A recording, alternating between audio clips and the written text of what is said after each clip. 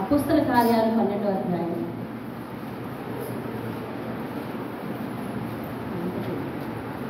అపోస్తల కార్యాలు 12వ అధ్యాయంలో ఒక మాట చూద్దాం చూడండి.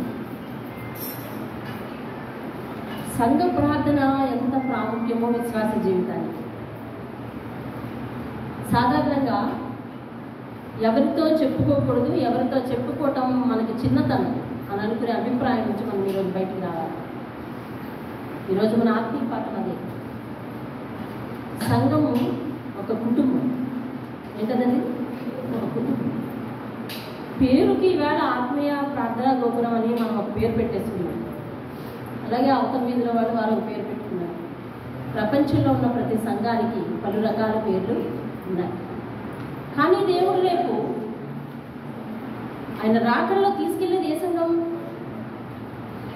సార్వత్రిక సంఘం. దేవుడితో హల్లెలూయా. ఆయన ఒకే పేరు పెట్టాడు, యూనివర్సల్గా ఒకే సంఘం.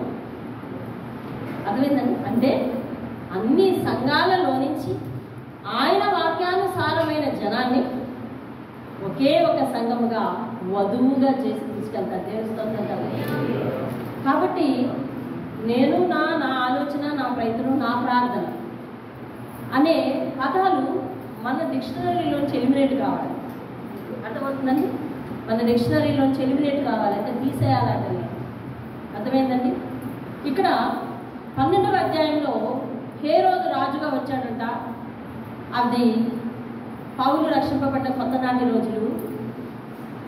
పేతురు, యోహాను బహుబలంగా సేవ చేస్తున్న రోజులు. పేతురు యేసు చనిపోవటానికి శిక్షకు సిద్ధమైనప్పుడు అతన్ని కూడా పట్టుకుంటారేమోనని చెప్పి ఏమన్నాడు? యేసు ఎవరో నాకు తెలియదు అని అన్నాడు. ఆ కిందటి రోజు కొన్ని గంటల క్రితమే తెల్లవారకు ముందే ఇదంతా కొన్ని గంటల క్రితమే ఇప్పుడు నన్ను సమాజ మందిరంలోకి నన్ను పట్టుకుని తీసుకెళ్తారు అని అంటే, అలా నిన్ను పట్టుకుని తీసుకెళ్ళేటట్టయితే నేను కూడా ఉండను, నీ బదులు నేనే చచ్చిపోతాను అని పేతురు అన్న సందర్భం. అప్పుడు యేసయ్య అంటాడు, ఇలా అంటున్నావు కానీ నన్ను పట్టుకోవడానికి వచ్చినంటే నువ్వే తుర్రు అని పారిపోతావయ్యా అని అంటే పాపం వచ్చేసింది. అలా అంటావా? లేదయ్యా, నా ప్రాణాలే నీ ప్రాణానికి ఇచ్చేస్తాను అన్నాడు. అంటే అలా కాదయ్యా, ఇంకా నువ్వు చెప్తే వినేలా లేవని చెప్పి ఆయన అన్నాడు, తెల్లవారకు ముందే నన్ను తెలియదు అని నువ్వు అంటావు, నీకు గుర్తుకు రావడానికి రిమైండర్గా పెడతా ఉన్నా, కోడి కోసేస్తుంది, అప్పుడు నీకు రిమైండర్ వస్తుంది అని చెప్పాడు యేసయ్య. అవును కదా? ఇది మన భాషలో చెప్తున్నా, బైబిల్ ఇట్లా రాసలేదు, సరేనా? వెంటనే అయిపోయింది, ఆయన వచ్చి పట్టుకెళ్ళారు. అంటే గంటలు నడుస్తున్నాయి ఇదంతా. ఈ లోపల అక్కడికి ఏం జరుగుతుందా అని వెళ్ళడానికి వెళ్ళిపోతున్నాడు. ఆయన అంతా అసలు నడవలోకి వెళ్ళిపోతే ఆయన మాట తీరును బట్టి, ఆయన కూర్చునే విధానాన్ని బట్టట అక్కడ రాసింది. అద్భుతంగా ఆ మాట నాకు చాలా ఇష్టం. ఆయన కూర్చున్న విధానాన్ని బట్టి, ఆయన మాట తీరును బట్టి పసిగట్టేశారటండి. ఈయన కూడా యేసుతో కూడా ఉన్నవాడే. అంటే పేతురుని గుర్తింపజేసింది ఏంటి అని అంటే, యేసు శిష్యుడిగా గుర్తింపజేసింది మాట తీరు, కూర్చునే నడవాలి. దేవుని స్తోత్రం కలండి. హల్లెలూయా. కూర్చునే విధానం. కాబట్టి క్రైస్తవులు ఎక్కడున్నా వాళ్ళ ఆహారం బాగుండేలా చూసుకోవాలి, కూర్చునే విధానం బాగుండేలా చూసుకోవాలి. ఎవ్రీథింగ్ సెపరేట్ అవ్వాలండి వాక్యానుసారంగా చూస్తే. ఎప్పుడు నేనులాగే ఉంటాను, నేను అంతకుముందు ఎట్లా ఉన్నాను, నేను ఎన్నడూ మారను అనే పరిస్థితి పోవాలి అసలు. ఏమండి? కూర్చునే విధానం, మాట్లాడే విధానాన్ని బట్టి పసిగట్టేసి ఈయన కూడా ఆయనతో పాటు ఉన్నాడే అని చెప్పేస్తూ ఉంటే, ఆయన తల్లి నేను ఎరగను, ఆయన ఎవరో నాకు తెలియదు అని 3 సార్లు అనగానే వెంటనే కోడి కూసేసింది. వెంటనే వెళ్ళిపోయి ప్రత్యర్థపడ్డాడు. నిజంగా దేవుడు అయ్యా, నువ్వు అన్న మాట ఖచ్చితంగా జరిగిపోయింది, నువ్వు మనసులు గ్రహించే దేవుడు, ఇలాంటి వాడి కోసం నేను ఇలాగా అబద్ధం ఆడి నిన్ను మోసం చేయాలనుకున్నానే, ఆయన అపరాధం వచ్చేసింది, నేను నిన్ను మోసం చేయాలనుకున్నానే, మాటలతో మభ్య పెట్టాలనుకున్నానే, చూసావా, నిన్ను మాటలతో మభ్య పెట్టాలనుకున్నాను, నువ్వు నాకు ప్రేమతో సమాధానం ఇచ్చి వెళ్ళిపోయావు. అర్థమవుతుందా? పేతురు దేవుడిని దేంతో మభ్య పెట్టాలనుకున్నాడు? మాటలతో మభ్య పెట్టాలనుకున్నాడు. కానీ దేవుడు ఎట్లా సమాధానం ఇచ్చాడండి? ప్రేమతో సమాధానం ఇచ్చాడు. దేవుని స్తోత్రం. చాలా మంది మనము ఏది చెప్తే అది నమ్ముతామని అనుకుంటారు అలాంటి వారికి మనం ఎట్లా చెప్పాలి తెలుసా? అలా అనుకునే వారికి ఎలా చెప్పాలి తెలుసా? వాళ్ళు చాలా ప్రమాదపు జోన్లో ఉన్నట్టు. కాబట్టి అనుకునే వారికి ఎలా చెప్పాలంటే ప్రేమతో సమాధానం చెప్పాలి. That's it. అది నేర్చుకోండి. దేవుడు అలాగే చెప్పాడు, ప్రేమతో.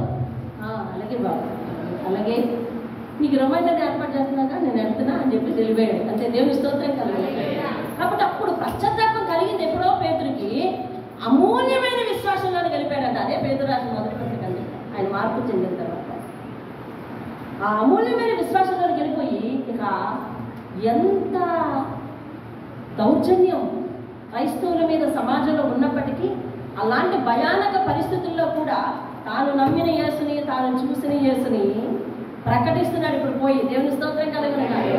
అయితే ఇటు పౌలు రక్షింపబడిన సమయాలు, అటు వీళ్ళు బలపడిన సమయాలు రెండు కోయిన్సైడ్ అవుతా ఉన్నాయి. వీళ్ళే ముందు బలపడ్డారు, తర్వాత పౌలు రక్షింపబడ్డాడు. ఆయన అటు సేవ చేస్తున్నాడు, వీళ్ళు ఇటు సేవ చేసేస్తున్నారు. ఆ సందర్భంలో హేరోదు సంఘం వారిలో అందరినీ కూడా కొందరిని హింస పెడుతున్నాడంటే 12వ అధ్యాయం మొదటి నుంచి చదువుతున్నాను చూడండి. దాదాపు అదే కాలం ముందు రాజైన హేరోదు సంఘపు వారిలో కొందరిని బాధ పెట్టుటకు బలత్కారంగా పట్టుకుని యోహాను సహోదరుని యాకోబును ఖడ్గంతో చంపించను. ఇది యూదులకు ఇష్టమైన కార్యం అని తెలుసుకుని పేతురును కూడా పట్టుకున్నాను. ఆ దినమున పులియని రొట్టెల పండుగల దినములు అతన్ని పట్టుకుని చెరసాల్లో వేయించి పస్కా పండుగ అయిన పిమ్మట ప్రజల యొద్దకు అతను తెద్దాం అని ఉద్దేశించి అతని కావలి ఉంచుటకు 4 చతుష్టయముల సైనికులను అతనికి అప్పగించాను. పేతురు చెరసాల్లో ఉంచబడ్డాడు. సంఘం అయితే అతని కొరకు అత్యాసక్తితో దేవునికి ప్రార్థన చేయుచుండెను. ఎలా చేస్తున్నారంటే దేవునికి పేతురు చెప్పిపోయాడా నా కోసం ప్రార్థన చేయండి అని? చెప్పిపోయాడా? లేదు. చూడండి, హేరోదు అతని వెలుపలికి తీసుకుని రావాలని ఉండగా ఆ రాత్రియే పేతురు 2 సంకెళ్లతో బంధింపబడి 2 సైనికుల మధ్య నిద్రించుచుండెను. మరియు కావలి వారు తలుపు ఎదుట చెరసాల కాచుకొని ఉండేది. 2 సైనికుల మధ్యలో అతను పడుకున్నాడు. అతనికి చేతులు కాళ్ళు ఏమైనాయి? కట్టేసి సంఖ్యలు వేసేశారు. బయట ఒక 2 సైనికులు కాపలా ఉన్నారు. ఈ లోపల ఏం జరిగిందో చూడండి. 7వ వచనం. ఇదిగో ప్రభువు దూత అతని దగ్గర నిలిచెను. అతడు ఉండిన గదిలో వెలుగు ప్రకాశించెను. దూత పేతురు పక్కను తట్టి త్వరగా లెమ్మని చెప్పి అతన్ని లేపగా సంఖ్యలు అతని చేతుల నుండి ఊడిపడెను. అప్పుడు దూత అతనితో నీవు నడుము కట్టుకుని చెప్పులు తొడుగుకొనమనెను. అతడు అలాగూ చేసిన తర్వాత దూత నీ పై వస్త్రం పైన వేసుకుని నా వెంబడి వచ్చేయి అని చెప్పింది. అతడు వెలుపలకు వచ్చి దూత వెంబడి వెళ్ళిపోయాడు. దూత వలన జరిగిందంతా కూడా నిజముగా జరిగినని గ్రహించక దర్శనం అనుకుంటున్నాడు అతడు. తర్వాత 10వ వచనం. మొదటి కావలి 2వ కావలి దాటి పట్టణంలోకి పోయి ఇనపగడి దగ్గరికి వచ్చినప్పుడు దానంతట అదే వారికి తెరుచుకునే వాక్యం చూడాలి. దానంతట అదే తెరుచుకునేను. వారు బయలుదేరి ఒక వీధి దాటిన వెంటనే దూత అతన్ని విడిచిపోయింది. పేతురుకు తెలియవచ్చి ప్రభువు తన దూతను పంపి హేరోదు చేతిలో నుండి యూదులను ప్రజలు నాకు చేయను ఉద్దేశించిన వాటన్నిటి నుండి నన్ను తప్పించున్నాడని ఇప్పుడు నిజంగా నీకు తెలియనని అనుకోలేను. దేవుని స్తోత్రం కలుగునుగా. ఇట్లు ఆలోచించుకుని అతను మార్కు అని మారు పేరు గల యోహాను తల్లి అయిన మరియ ఇంటికి వచ్చెను. అక్కడ అనేకులు కూడి ప్రార్థన చేయుచుండిది. అతడు తలవాకిట తలుపు తట్టుచుండగా రోదేయాను ఒక చిన్నది ఆలకించుటకు వచ్చెను. ఆమె పేతురు స్వరం గుర్తుపట్టి సంతోషము చేత తలుపు తీయక లోపలికి పరిగెత్తుకుని పోయి పేతురు తలుపు దగ్గర నిల్చున్నాడని చెప్పారు. అందుకు వారు పిచ్చిదానమనిది. అయితే తాను చెప్పినదే నిజమని ఆమె దృఢముగా చెప్పినప్పుడు వారు అతని దూత అనిది. పేతురు ఇంకనూ తట్టుచున్నందున వారు తలుపు తీసి అతను చూచి విభ్రాంతి నొందిరి. దేవుని స్తోత్రం కలుగునుగా. ఆ కింద రాసి ఉంటుంది, ప్రభువు నన్ను ఎలాగూ తప్పించెనో అదంతా పేతురు వివరిస్తున్నాడంట. దేవుని స్తోత్రం కలుగునుగా. పరిశుద్ధులైన దేవుడు ఈ వాక్యం ద్వారా నీతో నాతో మాట్లాడి మహిమ పొందురుగాక. ఆమేన్. అనాలోచితంగా కూర్చోవద్దు. ఆలోచనలు ఎక్కడెక్కడో ఎటేటో చూస్తున్నాయి. మధ్యలో ఇదో మనకి ఎక్స్ట్రా బర్డెన్ పడేసింది. సరే, అటు చూడొద్దు. ఏదేమైనా మనం పెద్ద పెద్ద శబ్దాల్లో కూడా వాక్యం ఏమైనా నేర్చుకున్నాం. తన పని తను అట్లా చేసుకుంటుంది. వినండి, ఇక్కడ సంఘ ప్రార్థన పేతురుని ఏం చేసుకొచ్చింది తెలుసా? చెరసాలలో నుంచి ఇంటికి తీసుకొచ్చింది. దేవుని స్తోత్రం కదా. సంఘ ప్రార్థన చాలా పటిష్టమైనది. సంఘ ప్రార్థన దేవుని పునాదులను కలిపేసేది. సంఘమంతా కూడి ప్రార్థిస్తే దిగిరానటువంటి కార్యం అంటూ ఏముండదు. దేవుని స్తోత్రం కదా. హల్లెలూయా. ఈరోజు ఇంతమంది జయ సంకేతంతో కూడిన సాక్ష్యం చెప్తున్నారు. ఇవన్నీ కూడా సంఘ ప్రార్థన. దేవుని స్తోత్రం కదా. హల్లెలూయా.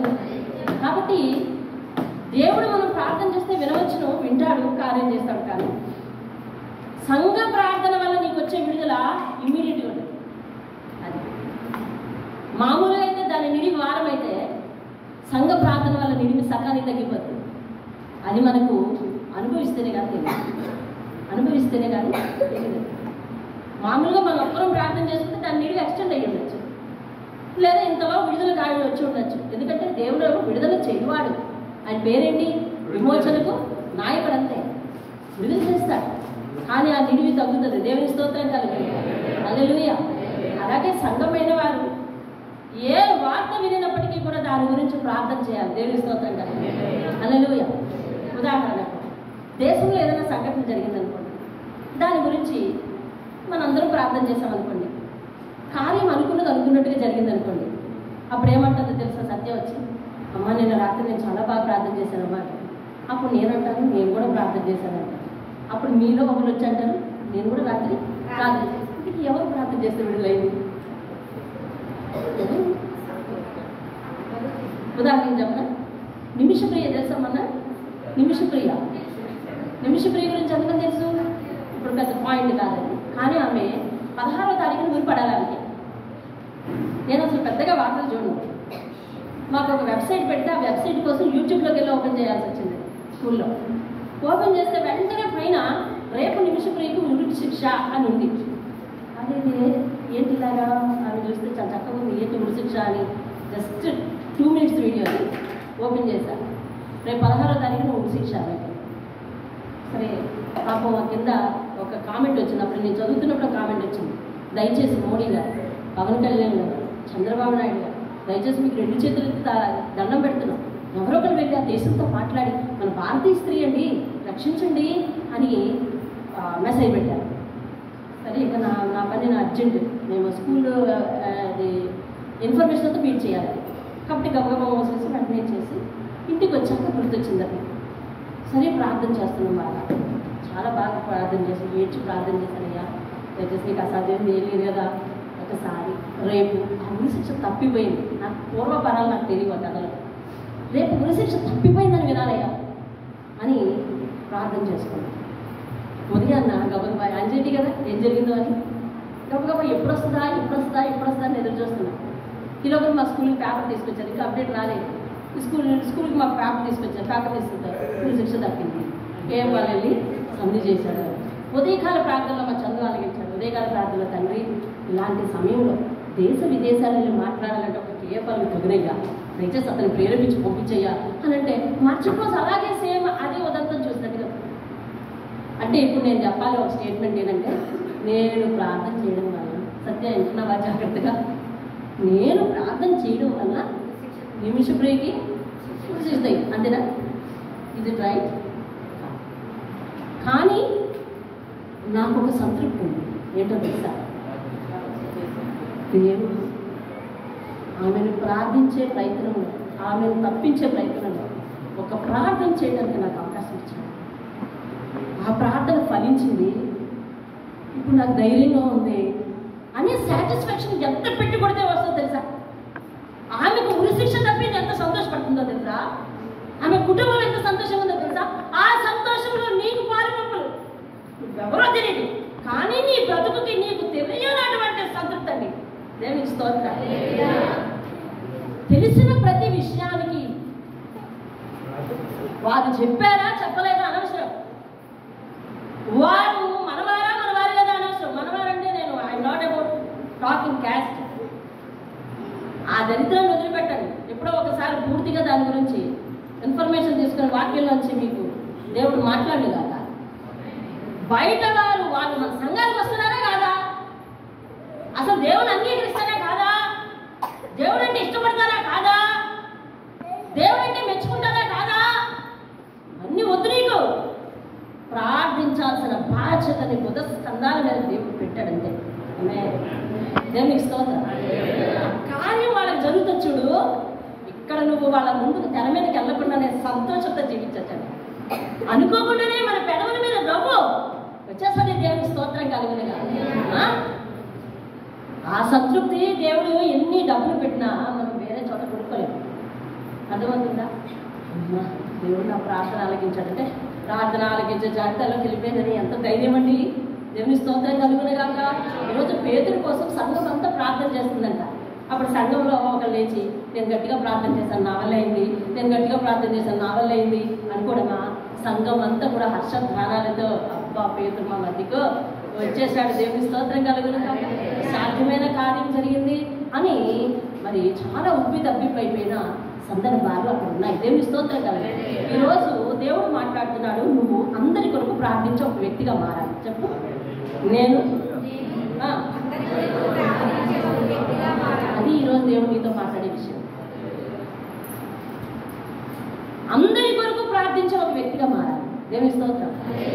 ఆయన నువ్వు ఏ ఉద్యోగం చేస్తున్నావు, నేను ఏ ఉద్యోగం చేస్తాను, నువ్వు ఈరోజు ఏం తింటావు, నేనేం తింటాను, ఇదంతా సెకండరీ.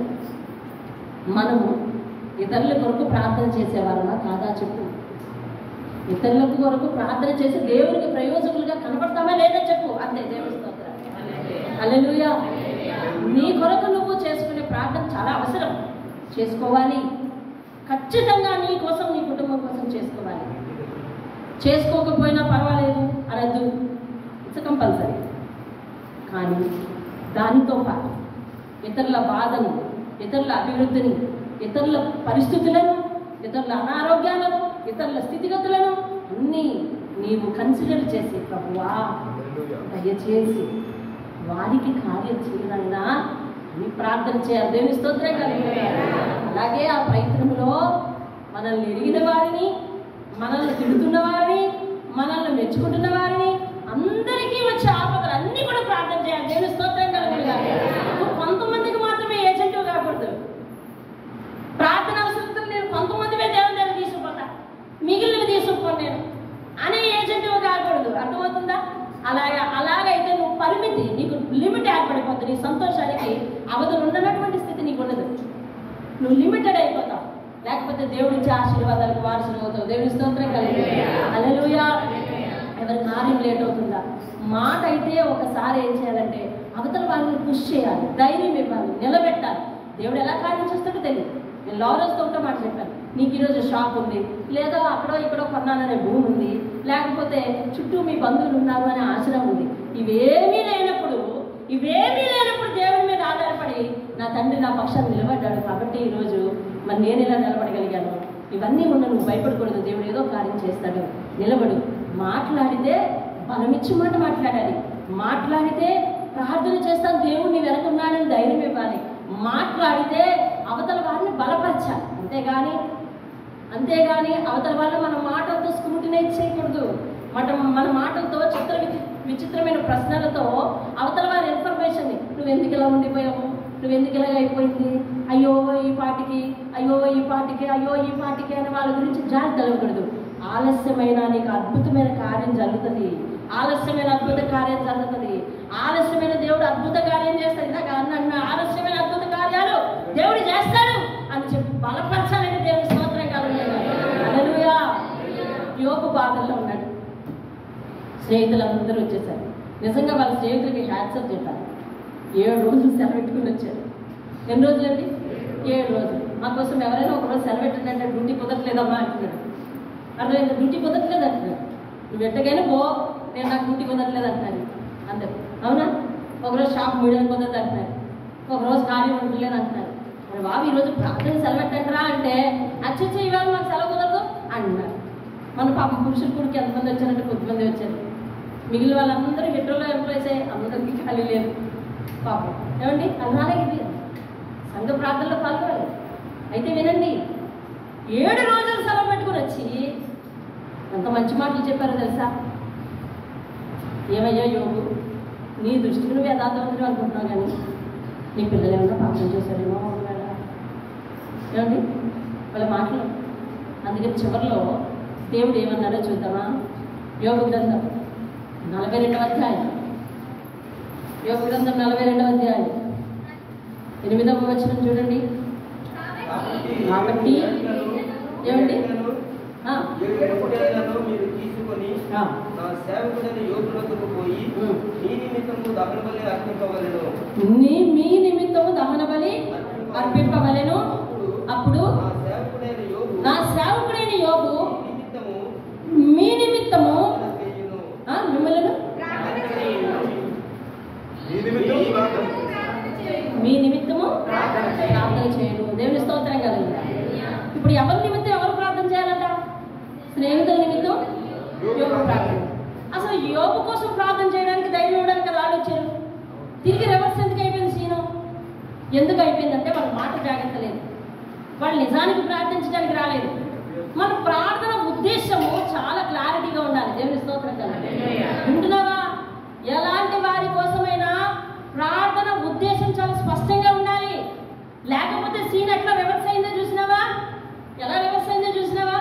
ఎవరికైనా ఒంట్లో బాగాలేదు, పరామర్శించడానికి వెళ్ళామనుకో, అసలు ఏంటి నీ పరిస్థితి ఎలా అయిపోయింది? ఏమన్నా జబ్బేమన్నా మొదలైందంటే అంటే అంతే. లోపల ఏ డాక్టర్ రాసినా పనిచేయదు. పోనీ అది కాక వేరే టాపిక్ మాట్లాడి అర్థమైందా? అలాగే మాట్లాడదు. దేవుని చిత్తానికి వ్యతిరేకంగా ఊహించగలం ఎవరైనా? ఊహించలేదు. దేవుని స్తోత్రం కాదు. దేవుని చిత్తానికి వ్యతిరేకంగా ఊహించొద్దని చెప్తాను నేను. ఇంట్లో వారికి కానీ బయట వారికి కానీ దేవుని చిత్తానికి వ్యతిరేకంగా ఊహించొద్దు. దేవుని చిత్తానికి వ్యతిరేకంగా ప్రయాణించద్దు. దేవుని చిత్తం ఏదైతే అది తెలుసుకోవాలి. అది ఎలా తెలుస్తుంది? దేవుడు అడగలేదంటే ప్రార్థనలో కూర్చుని, అయ్యా నీ చిత్తం ఏంటో గ్రహించే తెలివితేటలు నాకు లేదు, నీ చిత్తాన్నే చెయ్యి.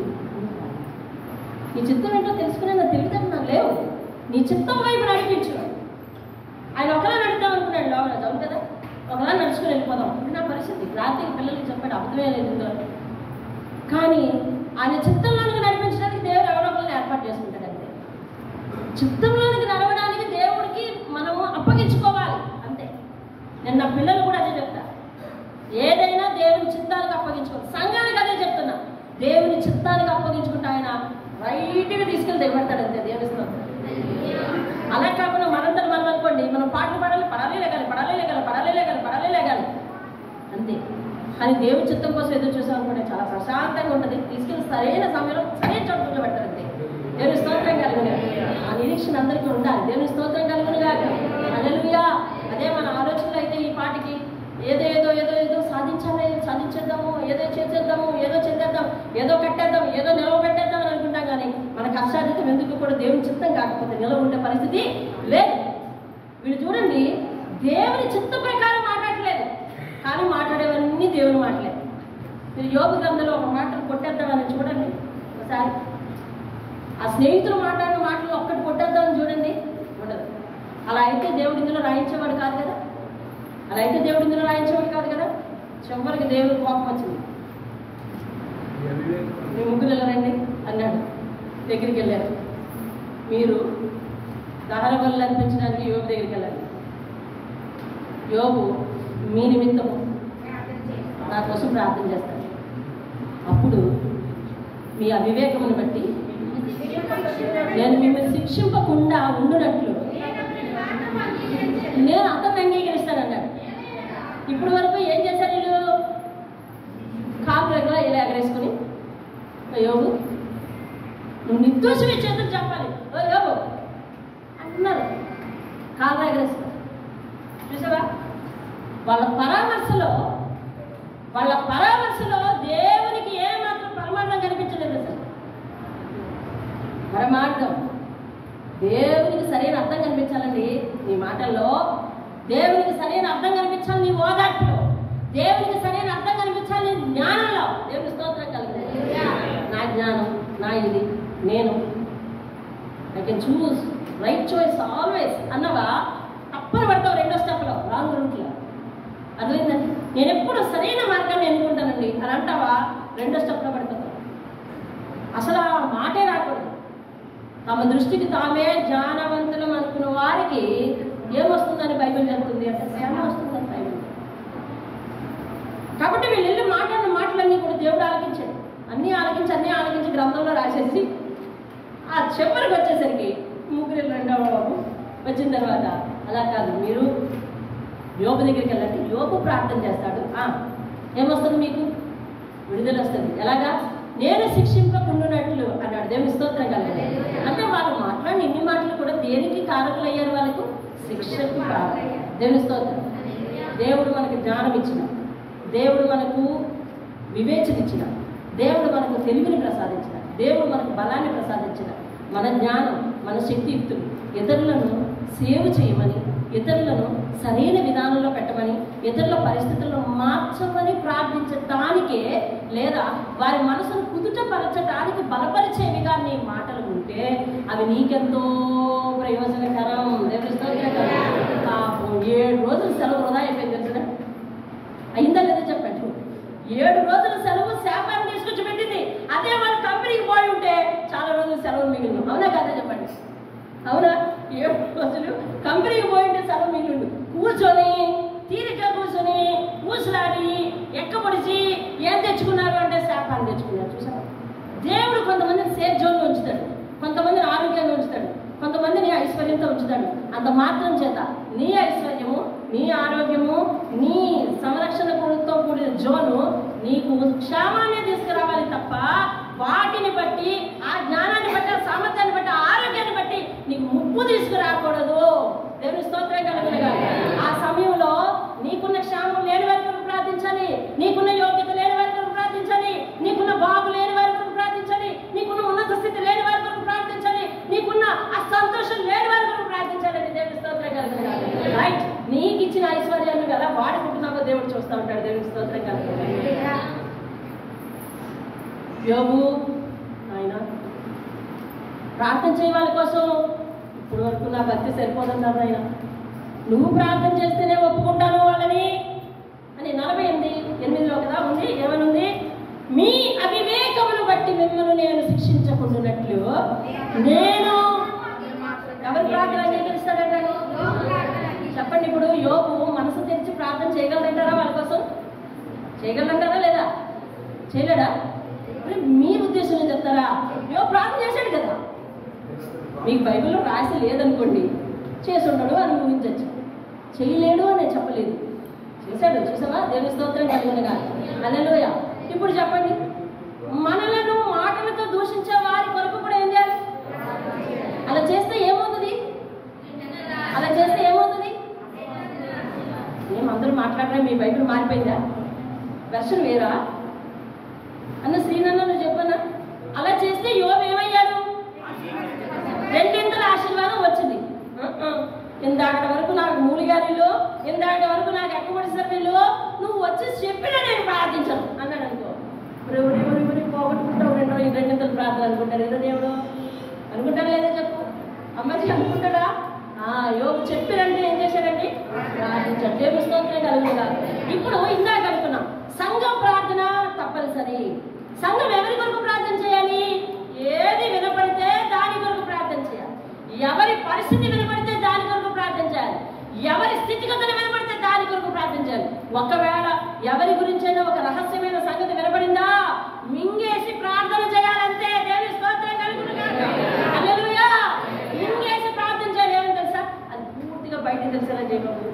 అది ప్రభువా అటువంటి పరిస్థితిలో నేనుండే ఎలా తట్టుకోలేమయ్యా, దయచేసి వాళ్ళని విడిపించు, వాళ్ళని విడిపించు అని ప్రార్థన చేయాలి. మన క్షేమాన్ని బట్టి దేవుడు కొన్నిసార్లు మనం పరీక్షిస్తుంటాడు. మన ఆరోగ్యాన్ని బట్టి దేవుడు కొన్నిసార్లు మనం పరీక్షిస్తుంటాడు. మనకున్న జ్ఞానాన్ని బట్టి, మనకున్న తెలివితేటలను బట్టి దేవుడు కొన్నిసార్లు పరీక్షిస్తుంటాడు. నీ తెలివితేటలు ఎలా ఉపయోగిస్తున్నావు, ఎక్కడ ఉపయోగిస్తున్నావు, ఏ రీతిలో ఉపయోగిస్తున్నావు అని అడుగుతాడు. దేవుని స్తోత్రం కలుగునుగా. వాళ్ళ జ్ఞానమే వాళ్ళు ఏం చేసింది తెలుసా? చెరిపి పారేసింది. చివరిలో ఆఖరికి యోబు వచ్చి క్షమించమని ప్రార్థన చేస్తారు కానీ దిక్కు దిగలేని పరిస్థితి అయిపోయింది. దేవుని స్తోత్రం కలుగునుగాక. ఇప్పుడు చెప్పండి, మన కొరకు అర్థం చేసుకున్న వారి కొరకు కూడా ఏం చేయాలి? చేయాలి, ప్రార్థన. మన కొరకు అర్థం చేసుకునే వారి కోసం కూడా ప్రార్థన చేయాలి. దేవుని స్తోత్రం కలుగునుగా. మోషే ఎవరి కోసం ప్రార్థన చేశాడు? ఎక్కడ చెప్పాలండి? ఎవరి కోసం ప్రార్థన చేశాడు? సంఘం కొరకు ప్రార్థన చేశాడు. ఒక సమయంలో సంఘం కోసం, వాళ్ళ కోసం నేనేమన్నా మిమ్మల్ని కన్నాను, అసలు నేను మిమ్మల్ని ఎందుకు మోయాలి అని ఏడ్చాడు కదా. ఏడిస్తే దేవుడు కూడా కోపం వచ్చింది. మోషేకి బాధ కలిగించారు. వీళ్ళు చూడు ఏం చేస్తానో అని చెప్పేసి వచ్చి మోషే వాళ్ళందరినీ అక్కడ పిలువు, వాళ్ళని నేను నాశనం చేసేస్తానంటే, మరి నిర్గమకాండం 32:32లో, సంఖ్యాకాండం 14:14లో దేవుడు ఏమంటారు? 14:14, 32:32 భలే ఉంటాయండి ఆ వాక్యాలు. నిర్గమకాండం 32:32, సంఖ్యాకాండం 14:14లో అంటాడు మోషే అంటాడు, అయ్యో వారి పాపములు ఒకవేళ పరిహరించితివా, లేని ఎడల నీవు రాసిన ఈ గ్రంథములో నుండి నా పేరు కూడా తుడిచివేయుము అని బ్రతిమానుకుంటున్నాడు. దేవుని స్తోత్రం. అంటే నన్ను దుఃఖపెట్టారు, నా మాట వెళ్ళలేదు. నీకు విరోధంగా చాలా విగ్రహాలను చేసుకున్నారు. నిజమే నాయన, ఎలాగో వచ్చావు వాళ్ళ సంగతి తెలిసేయి అన్నాడు మోషే. ఎవరి కోసం ప్రార్థన చేశాడు ఇక్కడ? మాట వినని వారి కోసం. దేవుని స్తోత్రం కలుగునుగా. మాట వినని వారి కోసం ప్రార్థన చేస్తున్నాడు.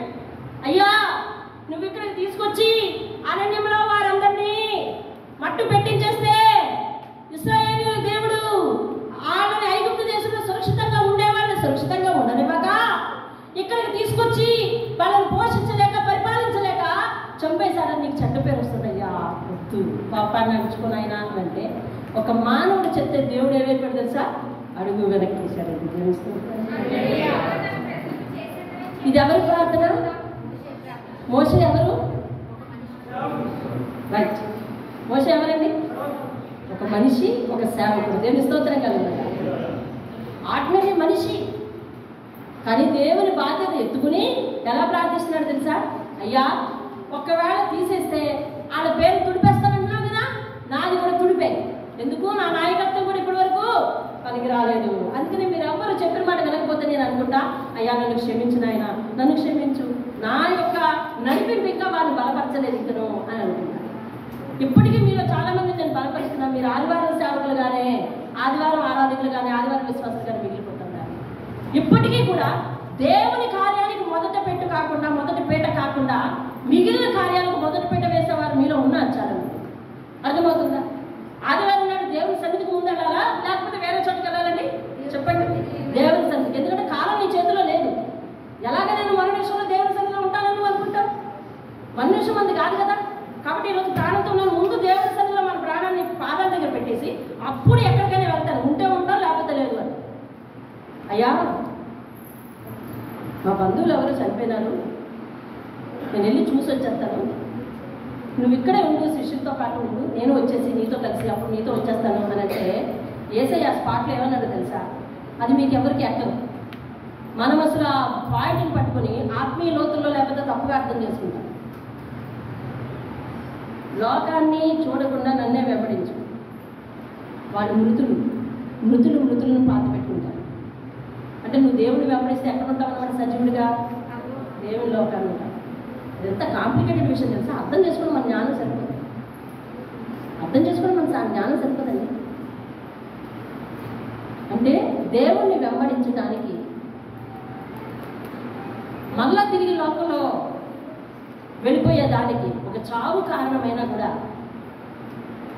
నువ్వు నన్నే వెంబడించు, లోకాన్ని వెనక తిరిగి చూడకు అన్నాడు దేవుని స్తోత్రంగా. అది మన ఆత్మీయ జ్ఞానానికి అంతరార్థంగా. ఇంకా అది అర్థం కావాలంటే ఇంకా మన లోతుల్లోకి వెళ్ళాలి. దేవుని స్తోత్రం. మృతులనే పాతి పెట్టుకుంటారు. నువ్వు నన్ను వెంబడించు అన్నాడు దేవుని స్తోత్రం కలుగుతుంది. హల్లెలూయా. అలాంటిది మనం దేవుని సన్నిధిని వదిలేసి ఎక్కడెక్కడికో వెళ్తూ ఉంటామండి. ఏవేవో కార్యాలకు వెళ్తూ ఉంటాం. మన ధీమా ఎప్పటికైనా దేవుని వాక్యం అవుతుందని. It is impossible. నువ్వు ఉన్నది వాళ్ళు అనుకుంటే దేవుని సన్నిధికి రాలేవు. ఎందుకంటే సమయం నీది కాదు. అర్థమవుతుందా? రాత్రికాల సమయంలో దేవుడు మాట్లాడాడు ఏదో సందర్భంలో. సమయం ఉండగానే ఓపిక ఉన్నంత వరకే ఏం అందుకోవాలంట? దేవుని వాక్యాన్ని అందుకోవాలి. దేవుని వాక్యాన్ని ఆశ్రయించాలి. దేవుని పాదాల దగ్గర ఉండాలి. ఎన్ని పనులు నాకు సఫలం కావాలంటే సతీష్ నీకు ఎన్నోసార్లు చెప్తున్నావు, నీకే కాదు చాలా మందికి ఇందులో నీకు కూడా ఎన్నోసార్లు చెప్తున్నావు, ఉన్న వాక్యాన్ని విదితంతో పోగొట్టుకోకూడదు, ఉన్న రోజుని విదితంతో పోగొట్టుకోకూడదు అన్న. ఎవరికైనా పెద్దవాళ్ళు, నాకంటే పెద్దవాళ్ళు ఉన్నారు, చిన్నవాళ్ళు ఉన్నారు, అర్థమైందండి. మీలో చాలా మంది చిన్న చిటుకు అంటే మానేసే వాళ్ళు ఉన్నారు, అర్థమవుతుందా? పరిగెత్తలేము, ప్రయాసపడలేము అంటారు. రేపు పొద్దున నువ్వు నన్ను తీసుకెళ్ళు బాబు అని అన్నా కూడా బతిమాలను ఎవరు తీసుకెళ్ళలేనటువంటి రోజులు మన జీవితంలో రావా? సంజయ్ నీ జీవితంలో రావా? వస్తాయి. అప్పటి వరకు నువ్వేం చేయాలి? దేవుని ఉండాలి. దేవుని స్తోత్రం కలగాలి. హల్లెలూయా. ఈరోజు యువకులకే వస్తాయి అలాంటి రోజుల్లోనే ఉన్న పరిస్థితులు ఉన్నప్పుడు మనకు వయసు మీద పడిపోయింది, మనకి రావండి, వస్తాయి. ఈవేళ మోషే ఎవరి కోసం ప్రార్థన చేస్తాడు తెలుసా? అవిధేయమైన ప్రజల కోసం. ఒక సేవకుడు ఎవరి కోసం ప్రార్థన చేయాలి? మాట వినేవారి కోసం, ఎక్కువగా ఇచ్చేవారి కోసం. చెప్పండి, ఇంకా ఏవేవో ఉంటాయి కదా, మీకు బాగా తెలుసు. ఏవేవో ఇచ్చేవారి కోసం, ఏమండి, అస్తమాట ఫోన్ ఎత్తేవారి కోసం, ఫోన్ చేసేవారి కోసమే ప్రార్థన చేయాలి. అలా అయితే నీకు అరుణోదయం కలగదని దేవుడు చెప్పాడు.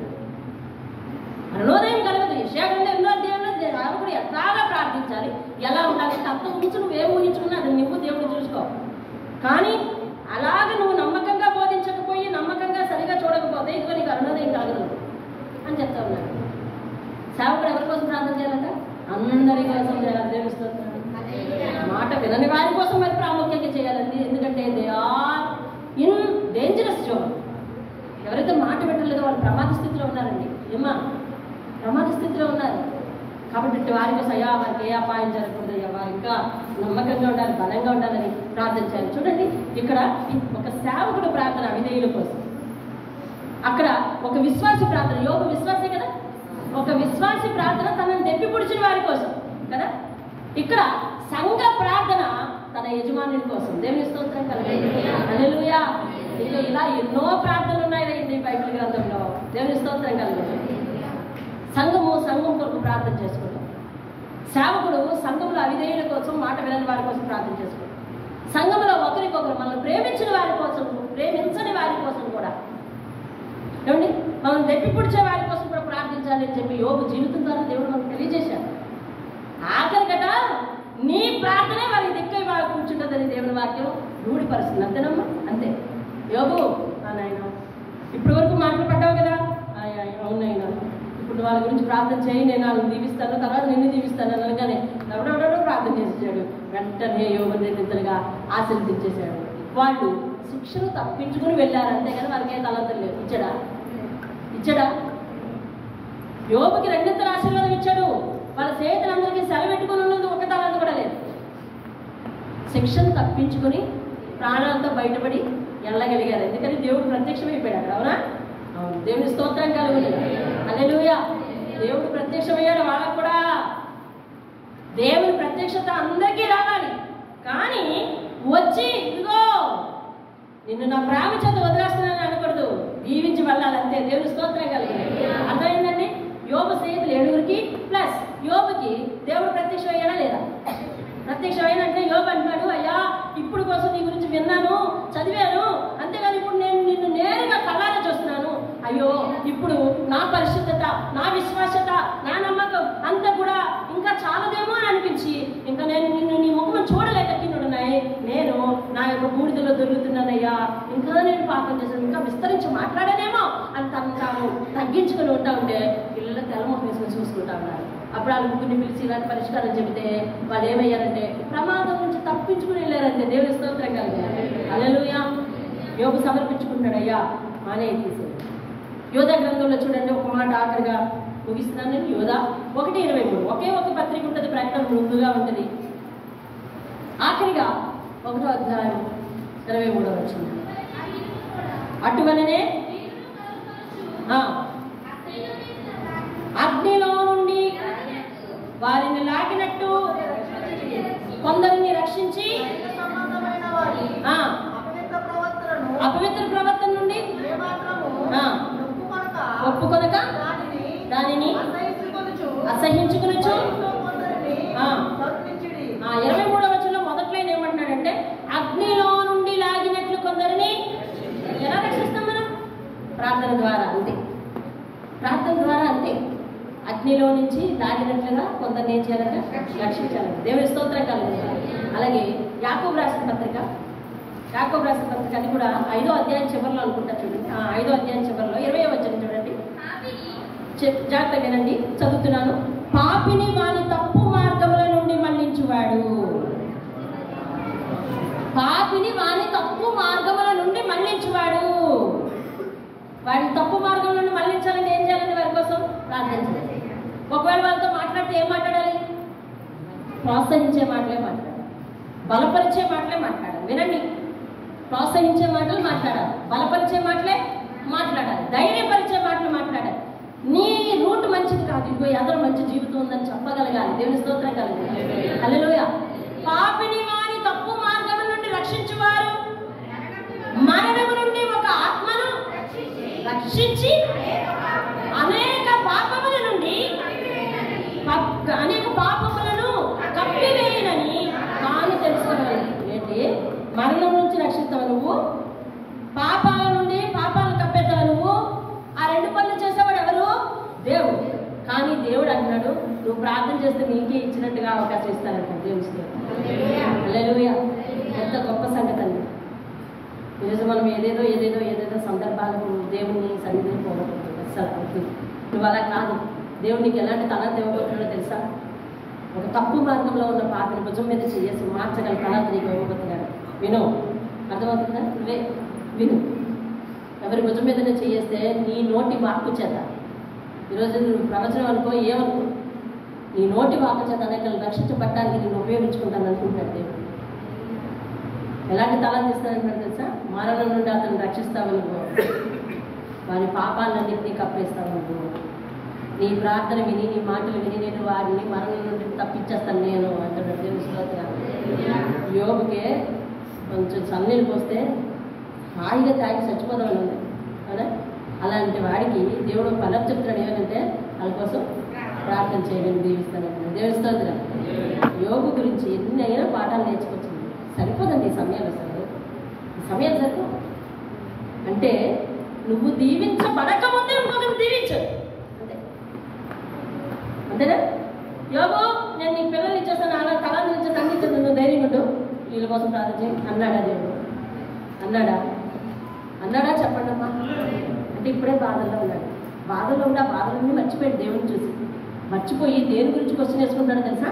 తన ఇంకేమన్నా అపవిత్రత ఉందేమో. చూసామా? ఎప్పుడు కూడా పరిశీలన నీ మీద ఉండాలండి. అయ్యా, నేను ఇక్కడ ప్రార్థన నిర్వహిస్తున్నాను, నీ పని నేను పెట్టుకున్నాను, పురుషులు కూడా. ఈ సందర్భంలో నా బిడ్డకు అట్లాంటి ప్రాణఘాతం లాంటిది వచ్చింది. ఏం చేయాలి? చంటి బిడ్డను విడదీసి ఇక్కడ నేను ఉండాలా, లేకపోతే బిడ్డను పట్టుకొని నేను వెనకకి వెళ్ళిపోవాలా? నేను మనిషినే కదండి, ఎలా నిలబడగలను స్థానంలో? నిన్న శుక్రవారం నాడు ఆ బిడ్డను కాయడానికి ఎవరు లేదు. అసలు ఎవరు లేనప్పుడు చంటి పిల్లలు ఏం చేస్తారు? ఉన్న ఒక తెలిసిన మనిషిని మాత్రం పట్టుకొని విడిచిపెట్టరు కదా. కానీ అలాంటిది ఆ దివ్య ఉంది, వాళ్ళు ఉన్నారు. సత్య పిలిస్తే సత్య వెళ్ళిపోతుంది, దగ్గరికి వెళ్ళిపోతుంది, మణి పిలిస్తే మణి దగ్గరికి వెళ్ళిపోతుంది, చక్కగా ఆడేసుకుంటుంది. ఆడి వచ్చి పడిపోతుందంటే నేను ఇక్కడ వాక్యం ఆపలేదు, నా మనసు కదిలిపోయింది. ఎంచి చూసేసరికి ఎక్కడ ఏం రక్తం రాలేదు, వచ్చేసరికి తవడ పగిలిపోయిందో, కన్ను పగిలిపోయిందో అనుకున్నా. అర్థమైందా? ఎలాంటి ప్రతికూల పరిస్థితుల్లోనైనా ఆయన పాదాల దగ్గర ఉండడానికి, ఆయన సన్నిధిలో ఉండడానికి నువ్వు నిర్ణయించుకుంటే నీకు ఎంత తరగనివ్వడండి. నీకు సంబంధించిన దాన్ని, నీకు సంబంధించిన ఆశను ఎంత తరగనివ్వడం. నీకు అదే చెప్తున్నాడు, ఎన్ని ఉన్నాయన సన్నిధిలో పడిపో అంటున్నానంటే దేవుని స్తోత్రం కలుగుతుంది. అన్నీ అక్క చెప్పినట్టు అంటారే. ఆత్మీయ జీవితాన్ని అక్క చెప్పినట్టు మార్చుకోండి. అక్క ఎవరి మాటలు చెప్తుంది? నా మాటలుగా భావించడం మీకు మరీ చెప్తున్నారు. మీరు సాక్ష్యం ఇస్తున్నారు అక్క చెప్పినట్టు కాదు. మా మాటలుగా భావించద్దు, దేవుని మాటలుగా భావించి మీ మాట తీరును మార్చుకోండి, మీ భక్తి విధానాన్ని మార్చుకోండి, పాదాల దగ్గర సాగిలపడండి. ప్రతిఫలం పొందకపోతే ఇక్కడ ఉంటాను కదా, దేవుడు ఆయుషిస్తుందని అడగండి. దేవుని స్తోత్రం. అలాంటి పరిస్థితుల్లో దేవా ఇక్కడ నేను పని అప్పగించింది, నేను ఇక్కడ నీ పని చేయాలి అని మామూలుగా ఏమి ఎరగనట్టు వచ్చి నిలబడి ఇక్కడ ఏమేమి జరగాలో, ఎలా జరగాలో పద్ధతి తప్పిపోకుండా ఆఖరికి తమ్ముడు అన్నాడు, అమ్మా నువ్వు బాధలో ఉన్నావు కదా, ఇప్పుడు ఇలాంటి సందర్భం ఇవేమొద్దు అని అన్నాడు. అలా కాదమ్మా అని చెప్పేసి మళ్ళా ఏర్పాటు చేసి ఏది ఎలా జరగాలో అలాగే చేసి నేను వెళ్ళిపోయి లోపలికి వెళ్ళిపోయి కుమిలిపోయాను ప్రభా, నేను పరిస్థితి. ఇలాంటి స్థితిలో ఏం చేయమంటావు? నువ్వే కదా కాపాడాలి. రేపు నేను మళ్ళీ నవ్వుతాను, నీ ఎదుట సాక్షిగా ఉండాలి కదయ్యా. ఆ బిడ్డకి ఎప్పటికప్పుడు ఆరోగ్యం కావాలి. అందుకే తన స్థితిగతులను ఆలోచించి దేవుడు ఇలాంటి ఏర్పాటు చేశాడేమో, కనీసం మా కళ్ళ ముందు ఉంటే ఏర్పాటు చేశాడేమో అని అప్పుడప్పుడు అనుకుంటా. నీ సంకల్పం ఇదా అని అనుకుంటూ ఉంటాను. కొద్ది రోజుల నుంచి చెప్తున్నాను, వద్దు వద్దు, ఏ జాబ్ రైతం చేతికి వస్తాను, పాపకు 2 సంవత్సరాలు వచ్చే వరకు అని చెప్తానే ఉన్నాను. కానీ ఆమె వేరే ఊళ్ళో ఆమె ఆ పాత వాళ్ళు ఎప్పుడైతే అప్పుడు అసిస్టెంట్ ప్రొఫెసర్గా చేసి మానేసింది, వాళ్ళు పిలుస్తున్నారు. ఇక్కడేమో ఏంటన్నది ఏదో మెడికల్ కోడింగ్ చేసి మానేసింది, వాళ్ళు పిలుస్తున్నారు.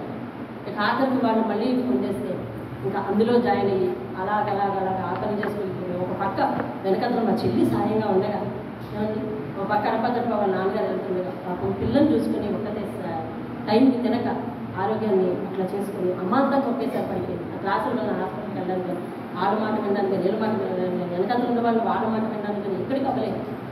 ప్రయాసపడి అమాంతంగా ఏది ఏమైనా మనం చేతులు దాటిపోతున్నప్పుడు దేవుడు ఏం చేస్తాడంటే అమాంతంగా ఒట్టి పట్టుకుంటాడండి. దేవుని స్తోత్రం కాదు, హల్లెలూయా.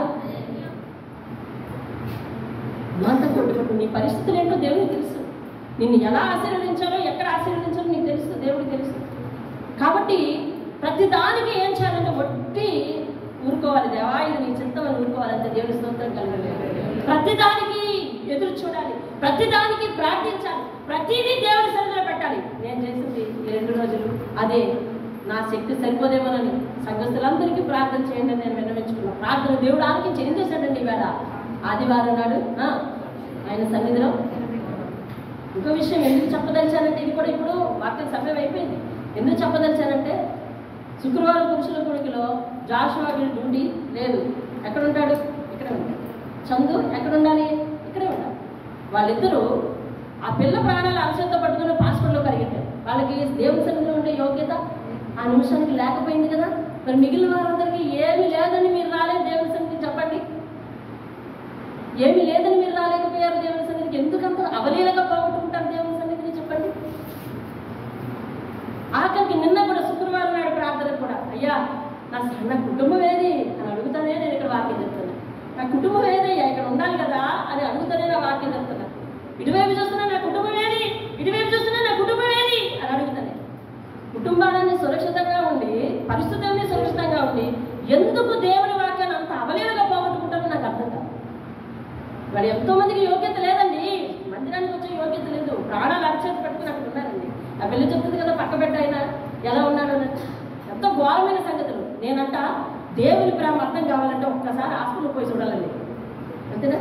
కేజీ నుంచి ద్వారం ముందు నిలబడితే అన్న అర్థమైపోద్ది అంటారా? ఏమర్థమైపోద్ది? దేవుడు మన మీద ఎంత ప్రేమ చూపిస్తున్నాడో, ఎంత సేఫ్ జోన్లో ఉంచుతున్నాడో అర్థమైపోతుంది. ఎంతోసేపు వద్దు, ఒక్క 5 నిమిషాలు నిలబడండి, ఒక్క 5 నిమిషాలు నిలబడండి, తెలిసిపోతుంది. ఎంత ఘోరమైన దృశ్యాలు కళ్ళెదురుకుండా చూడాల్సి వస్తుందో అది మనం కనివిని ఎరగలేము. అసలు ఇన్ని బాధలు ఉన్నాయా? ఓ పక్క లోపల దోసుకెళ్ళిపోతుంటే ఓ పక్క బయటికి మోసుకొచ్చి వాళ్ళు బయటికి మోసుకొచ్చేస్తానంటారండి. 5 నిమిషాలలో ఇంచుమించు ఒక 20 మంది లోపలికి వెళ్ళిపోతుంటే ఒక 10 మంది ఖచ్చితంగా బయటకు వస్తారు. అలాంటి భయంకరమైన పరిస్థితులు ఉన్నాయండి లోకల్లో. కానీ నీకు ఇచ్చిన సేఫ్టీని బట్టి, నీకు ఇచ్చిన దానిని బట్టి ముందు నువ్వు దేవుని సన్నిధికి కాక వేరే వాళ్ళకు ఓటేస్తూ, వేరే పరిస్థితులకు ఓటేస్తూ, లేదా బాడీ రెస్ట్కు ఓటేస్తూ నువ్వు దేవుని సన్నిధిలో వాక్యాన్ని పోగొట్టుకుంటున్నావు. ఇతరుల కోసం ప్రార్థన చేసే భాగ్యాన్ని పోగొట్టుకుంటున్నావు. ఇతరుల కోసం ప్రార్థన చేసి విన్నవించుకునే అవకాశాలను పోగొట్టుకుంటున్నావు. అది లేదు, ఇది లేదు. నీ క్షేమం కోసమే నువ్వు ప్రార్థన చేసుకుంటావో లేదు. ఈరోజు దేవుడు నిన్ను ప్రశ్నిస్తున్నాడు. దేవుని స్తోత్రం కలగాలి. ఎలా మార్చాలనుకున్నాడంటే ఈరోజు నేను ఇతరుల కొరకు ప్రార్థన చేసే ఒక వ్యక్తిగా మారాలి. దేవుని స్తోత్రం కలగాలి. ఈ రోజు నుంచి ఇతరుల కొరకు ప్రార్థన చేసే వ్యక్తివి కావాలి. నీ జీవితంలో దేవుడికి మొదట ప్రయారిటీ ఇచ్చే వ్యక్తివి కావాలి. మోకరించండి. నీ జీవితంలో దేవుడికి ప్రయారిటీ ఇచ్చే వ్యక్తివి కావాలి. ఇతరులు మరణం నుండి తప్పించే వ్యక్తివి కావాలి. ఇతరుల ప్రమాదాలను తప్పించే వ్యక్తివి కావాలి. ఇతరుల కన్నీరు తుడిచే వ్యక్తివి కావాలి. నువ్వు దేవుడు నిన్ను ఆ విధంగా ప్రమోట్ చేయాలనుకుంటున్నాడు. నీ సమయాన్ని వ్యర్థంగా భావించు. దేవుడు కాక నాకు ఏది అక్కర్లేదని తీర్మానం కదా, అప్పుడు గుర్తురావు ఏమి. నువ్వు దేవుడు కాక నాకు ఏది అక్కర్లేదు అనే స్థితికి రావాలి. చెప్పిన సాక్ష్యం నాకు అన్ని దేవుడే అని చెప్తావు. దాటిపోవలసి వచ్చినప్పుడు దేవుని సన్నిధిని కాలదనుకుని దాటిపోతామా? వారం నుంచి వారం వరకు దేవుని సన్నిధిలో వాక్యం లేదా? ఆలోచించు. నువ్వు ఇతరుల కొరకు ప్రార్థన చేసే వ్యక్తివి కావాలి. దేవుడు కాక మరి ఏది నాకు అక్కర్లేదా అని నేను చెప్పగలిగే వ్యక్తివి కావాలి ఈరోజు. అది దేవుని ఉద్దేశం. అది దేవుని ఉద్దేశం. ఎంత సేవ చేయి, ఏం పాటలు పడు, అటువంటి వారికే యోగ్యత లేదు. కుటుంబం అంతా దేవుని సన్నిధిలో ఉండే యోగ్యత. మరి నీవెక్కడా, నేనెక్కడా? ఆయన పాదాల దగ్గరే క్షేమం. ఆయన ఆశ్రయించిన వాడు ధన్యుడు. ఆయన ఆశ్రయించిన వారికి ఏ మేలు కొదవలేదు. సింహం పిల్లలు లేమి గలవై ఆకలి కొనుగని ఆయన ఆశ్రయించిన వారికి ఏ మేలు కొదవలేదు. సంఘ ప్రార్థన అవసరం లేదనుకుంటావు. నీ ప్రార్థన నీకు చాలు అనుకుంటావేమో. ఇతరుల కొరకు ప్రార్థించనక్కర్లేదని అనుకుంటావో ఏమో. లేదు, నాకు వీలైనప్పుడు దేవుడి దగ్గరికి వస్తా. రోజు మొత్తంలో 24 గంటలు ఉన్నాయి. ఏ గంటలోనైనా ఆయన సన్నిధికి చేరుకోగలను అనుకుంటావా? దేవునికి మొదటి పీట ఏది? మొదటి పీట. మొదటి పీటలోకి రావాలి. ఏ గండము రావద్దండి. ఏ గండం వచ్చినా మనం తట్టుకోలేమండి. అలాంటి సమయంలో ఆయన పని చేయలేమండి. అది చాలా భారం అండి, భయంకరం అండి. గుండె జారిపోయే పరిస్థితులండి. నాయనా నేను ఎందుకు ఈ అడకత్తెరలో లాగా? నా పరిస్థితులు, వారి పరిస్థితులు ఎందుకు అడకత్తెరలో ఉండిపోయాయి? వాళ్ళు దేవుడి సన్నిధిలో ఉండాలి. ఇదిగో నేను నీ సన్నిధిలో ఉన్నాను, వారు నాతో పాటు ఉండాలి అనే మనవి నువ్వు చేయగలగాలి కదా.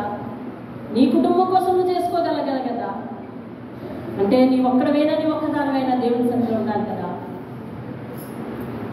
మొత్తం సున్నా చుట్టే వారంగా ఉండద్దండి. మొత్తం దేవుడికి మొండి చేయి చూపించే వారంగా ఉండద్దు. మొత్తం మనుషులకు మొదటి ప్రయారిటీ ఇచ్చే వారంగా ఉండద్దండి. దేవుడే దేవుడే దేవుడే నా దిక్కు, దేవుడే ఇలా ఉన్నాను అనగలగాలి. అది పెదవులతో లిప్ సర్వీస్ వద్దండి, లైఫ్ సర్వీస్ కావాలి. పెదవులతో చేసేది కాదు, జీవితంతో చేయాలి. దేవుని మహిమపరచాలి. పెదవులతో మహిమపరచిన 100 మంది చేస్తారు. దేవుడికి వద్దాడు అందరూ.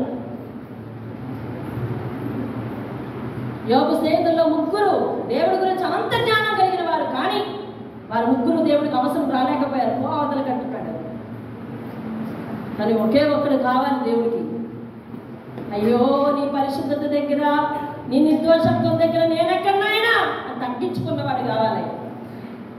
నువ్వే నాకు సర్వస్వం, ఏమి పోయినా కానీ ఉన్నవాడు కావాలి. అందుకే అతన్నే ఎన్నుకున్నాడు దేవుడు. అతనికి పని అప్పగించాడు అంతే. ఏ వ్యక్తులైతే నువ్వు చేతగా ఉన్నారో, నీకు చేత కాదన్నారో, ఇదిగో ఇలా చేస్తుంటే ఈ పాటి చాలా బాగుండేదానివి, బాగుండేవాడివి అని అనున్నారు వాళ్ళు. కానీ దేవుడు బాగా ఎక్కడుందో చూపించాడు జనంలో. అది దేవుని యొక్క రిజల్ట్. నువ్వు పొందుకోవాలి. నువ్వు ప్రార్థన చేసుకో. అయ్యా నేను ప్రార్థించే వ్యక్తిని కావాలి. నా జీవితంలో నీకే మొదటి ప్రయారిటీ. నేను లిప్ సర్వీస్ చేసేదాన్ని చేసేవాడిని కాకూడదయ్యా. లైఫ్ సర్వీస్ ఉండాలి నా దగ్గర. నా జీవితంతో నిన్ను మహిమపరచాలి. నేను ప్రార్థించాను. మహోన్నతుడా, మహాగణుడా, సర్వశక్తివంతుడా దేవానికి వందనాలు. మీ బంగారు పాదాలకు స్తోత్రాలు. వాక్యం విన్న ప్రతి ఒక్కరూ ప్రార్థించే వ్యక్తులుగా, ప్రతి కంటకంగా ఉన్న వారి కొరకు ప్రార్థించే వ్యక్తులుగా, అడగని వారి కొరకు కూడా ప్రార్థించే వ్యక్తులుగా, అన్యుల కొరకు వారి వీరని కాదు, వారి గుండెను కదిలించే ఏ వార్త విన్నా ప్రార్థించే వ్యక్తులుగా, అనేక మందిని మరణం నుండి తప్పించే వ్యక్తులుగా, వారి పాపములను కప్పే వ్యక్తులుగా, ఒక పాపికి క్షమాభిక్ష తెచ్చిపెట్టే వ్యక్తులుగా సంఘాన్ని మార్చున్నారు. ఎక్కడ ఆలోచిస్తున్నారో, ఏం ఆలోచిస్తున్నారో వారి ఆలోచన నీ పాదాల దగ్గర ఉండడానికి సహాయం చేయాలి. అయ్యో నీ వైపుకు గాక వారి పాదాలు లోకం వైపు తిరగడానికి వీల్లేదయ్యా. వద్దు, నీకే మొదట ప్రయారిటీ ఉన్నట్లు సహాయం చేయాలి. నా దేవుని సన్నిధి కాక, దేవుని వాక్యాన్ని కాక నేను దేనిని కొనుక్కోలేననే స్థితికి వాళ్ళు తీసుకురండి. అట్టి సమర్పణ, అట్టి లైఫ్ సర్వీస్ వాళ్ళకు ఉండడానికి సహాయం చేయాలి. యేసు నామమున అడిగి వేడుకుంటున్నాను తండ్రి. ఆమేన్.